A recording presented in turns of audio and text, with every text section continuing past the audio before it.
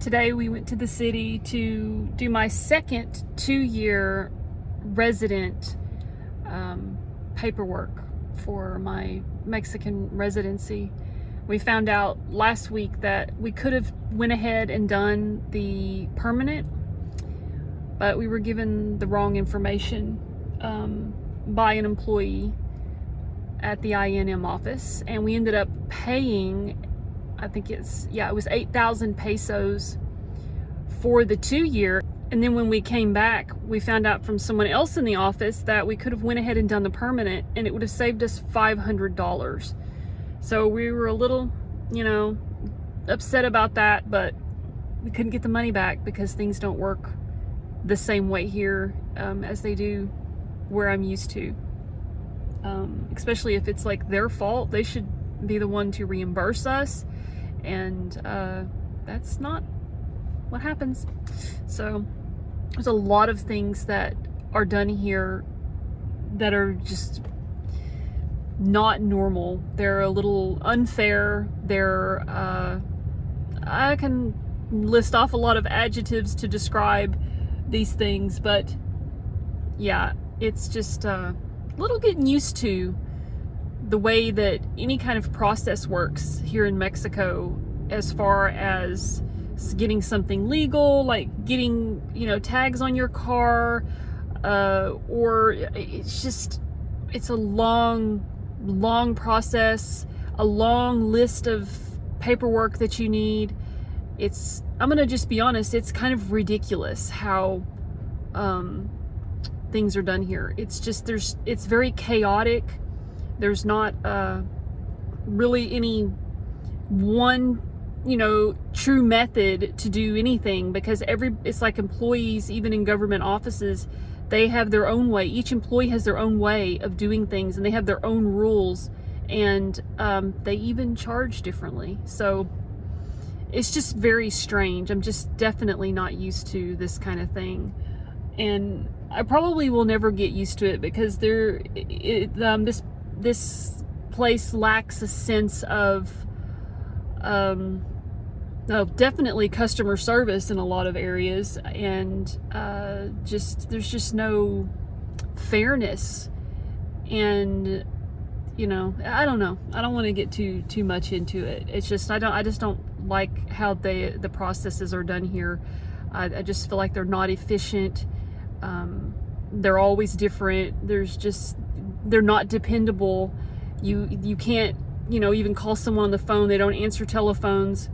And even if one person tells you information, and this is straight from people who work in these places, one person tells you information, and you go in there with that information that you asked ahead of time for, it's going to be something completely different when you get there.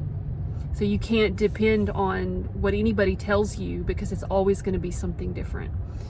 It's just it's a bit of a headache. And so today we came down here to do my other 2-year paperwork, and then after 2 years, and I can get permanent residence. But I could have done it today, went ahead and got permanent residence, but because we were given the wrong information and we couldn't get the money back, because that's a lot of money, we have to go through the 2 years again and come back after 2 years, and then spend another $500-600 to do the permanent residence.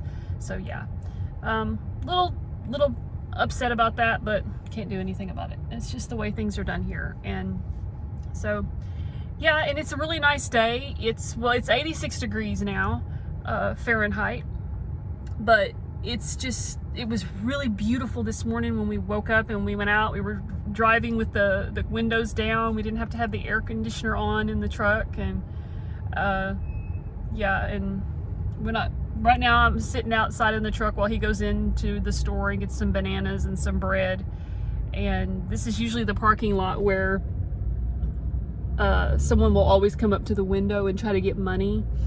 And 2 weeks ago, no, it was last week when we were here, I was sitting in the same parking lot, almost probably even this same spot that I'm sitting in now, and a man came up to the window. It scared me, and then like the same guy ended up getting hit in the face by another guy, and I don't know what was going on, but I got a little bit of it on video where he was running away. And I think what happened was he got a ride from one of these motorcycle cabs out here. They're kind of like makeshift, look like little carriages, and anyway, so I think when he got here, he didn't pay the guy who brought him. So, you know, there was this big controversy in the parking lot, and he was, you know, trying to steal the money by, you know, by not paying him. He just wanted to get away. So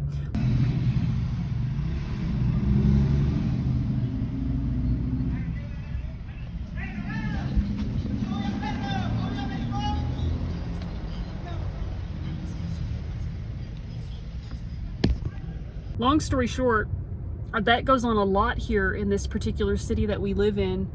In broad daylight, you can get robbed. Your phone, a cousin of my husband's, Gabriel's, she was walking around in the Shadrodway store, you know, right there in front of everybody, and someone come up and just stole her phone out of her hand, and there was nothing anybody could do, nothing.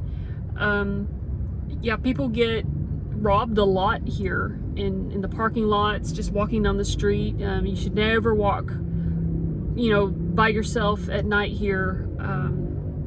Yeah, there's just a lot of crime. You know, I've never encountered anything like that, and I have sat outside many times in parking lots while my husband goes inside the store, or in a store of various places that we do when we come to do like major shopping, because this is the closest city to where we live.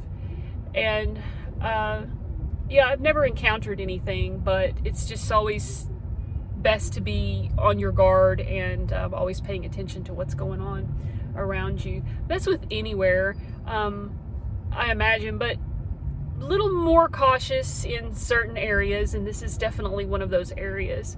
It seems perfectly fine. You know, you can walk down the street and you feel completely safe, but at the same time, there's always that possibility that, you know, you can get robbed, so, or carjacked. And so I'm sitting here with the doors locked and the air on, only because, you know, I have to have the windows up, and yeah. So now I'm just waiting for him to come back out of the store.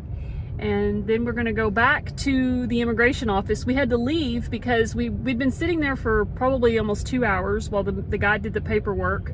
And then right at the last minute, when he was going to take my picture and you know, send it off and to get another card, right at the last minute, the electricity went out. And this is in the city, okay? I know that, you know, we have that issue a lot in our little community. The electricity goes out a lot, so I didn't really expect it to happen here in the city. But it aggravated me because it was just like right there at the last little leg of our paperwork journey, and then the electricity went out, so we couldn't. So now we just kind of left to go get a little something to eat and stop at the store and do some things that we were gonna do while we were here, but now we're doing them just to kind of make up time so we can go back to the immigration office, and hopefully the electricity will be on and I can continue the last part of my process. So yeah, it's good being back. It's you know, I think it's no matter where it is.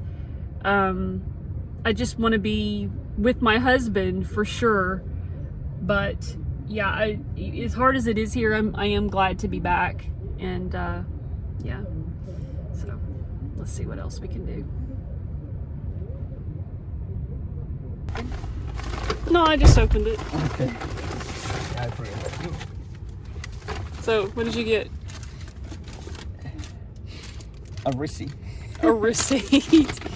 I get a banana. I was planning to get it like 3 bananas, you told me, but no way, I can get it just 3 bananas. Oh, of course not. Three there on the side. And always Cheetos. Oh, you got cookies. I just found stuff that I can't eat. Oh, bread yesterday. I get it so obsessed. So I decided to buy it. Okay, so now let's go back to the immigration office. Yeah, so you're going to stay there. And I'm going to be there. You want to do a video like from here or something? So I got my second 2-year. Trying to cover everything up so I can't show it all. Yeah. But and it wasn't too hard. We finally got it squared away, but now I have to go through another 2 years and then permanent. So are we done? Yeah. So now where are we going? Get it, the permanent, we don't need combano anymore. Yeah. So Okay. permanent, suppose, is forever. Suppose. Like, you know, Yeah. we don't need combano anymore. Okay. Well, that's all.